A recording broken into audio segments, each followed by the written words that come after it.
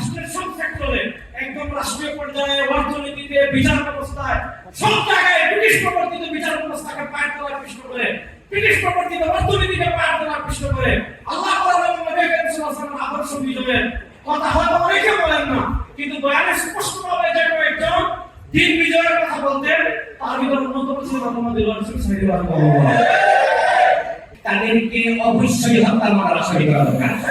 এর বিরুদ্ধে সম্প্রযোজিত হয়েও হত্যা মামলা দেওয়া উচিত, কারণ তাদেরকে রিমান্ডে নিলেই আসল তথ্য বেরিয়ে আসবে কেন তাকে হত্যা করা হয়েছে।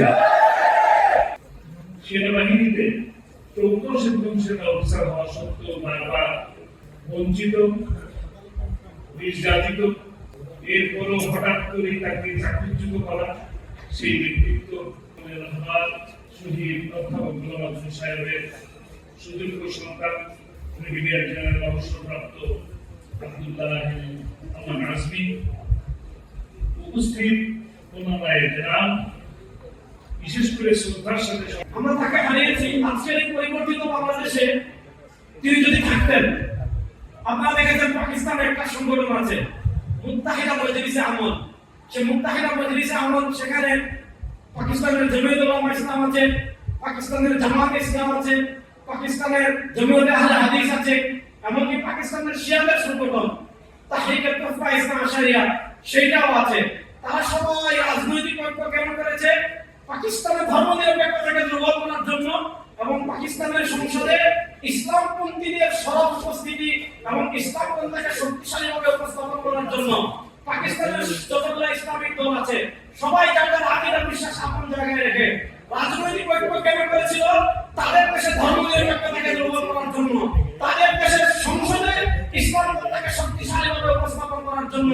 আল্লামা দিলওয়ার হোসেন সাইদি রাহিমাহুল্লাহ 14 আগস্ট রাতে দুনিয়া থেকে বিদায় নিয়েছিলেন। তিনি চলে যাওয়ার 1 বছর আগে আমাদের উপর 16 বছরের যে ফেসিবাদ চেপেছিল সেটাকে আমরা অপসারণ করেছি।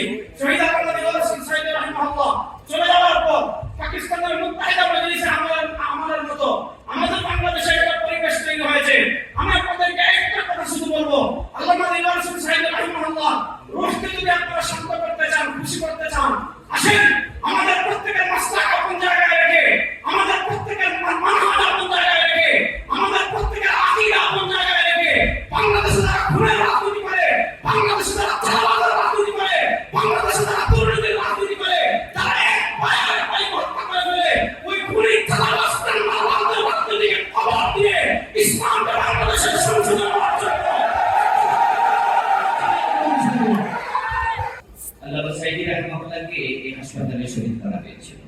তারা ওনাকে বুঝে দিতে চেয়েছিল, কিন্তু আল্লাহ শুকরিয়া আমরা আজকে তার স্মরণ সবাই হাসপাতালে করছি। শেখ হাসিনা যদি আজকে দেখতো তাহলে হয়তো জিব্বা কামড়াতো। সে চেয়েছিল বুঝে দিতে, আল্লাহ তাকে আরো প্রজ্বলিত করছে। এটাই আল্লাহর সিদ্ধান্ত। ইউরিদুনা লিয়ুতফিউ নূরাল্লাহ ওয়াল্লাহু মুতিম্মু নূরিহি। তারা চায় মুখের ফু দিয়ে আল্লাহর নূরকে নিভিয়ে দিতে, আর আল্লাহর সিদ্ধান্ত সেটাকে তিনি পূর্ণতা দেবেন। আমরা বাংলাদেশেও এটা দেখতে পেয়েছি, আলহামদুলিল্লাহ। আল্লামা সাইদি রাহিমাহুল্লাহ ছিলেন একজন নিরঙ্কার মুজাদ্দিদ।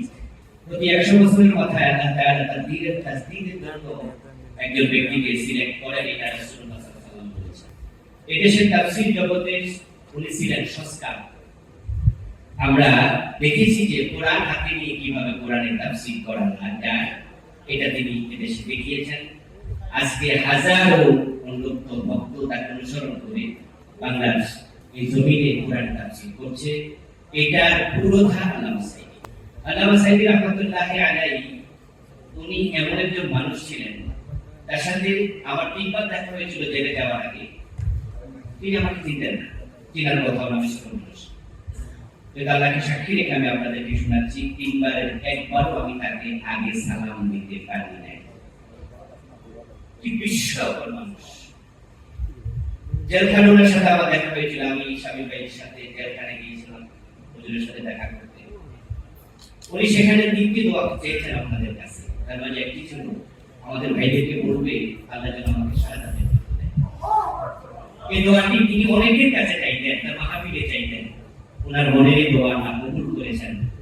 আমরা যেটা জানি, ওনার মৃত্যুটা স্বাভাবিক মৃত্যু ছিল না, এটা ছিল পরিকল্পিত হত্যাকাণ্ড। আল্লাহ ওনার শাহাদাত কবুল করুন। শেষ দিকে আমি যে কথা বলতে চাই সেটা হচ্ছে এই হাসপাতালে পরিকল্পিতভাবে ওনাকে এনে যারা ওনাকে হত্যা করেছে।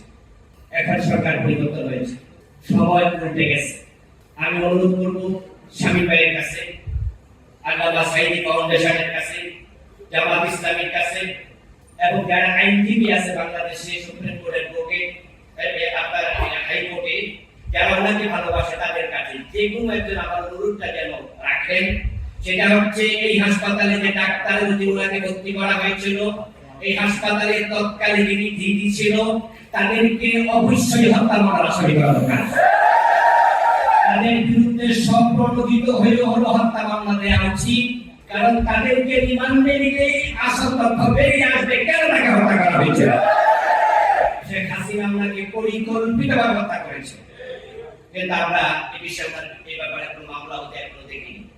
পদক্ষেপ নেওয়া দরকার।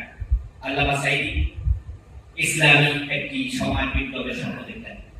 আমরা আশা করছি আমরা সেই সমাজ বিপ্লবের কাছাকাছি। দরবারের পক্ষে বানিয়ে গেছে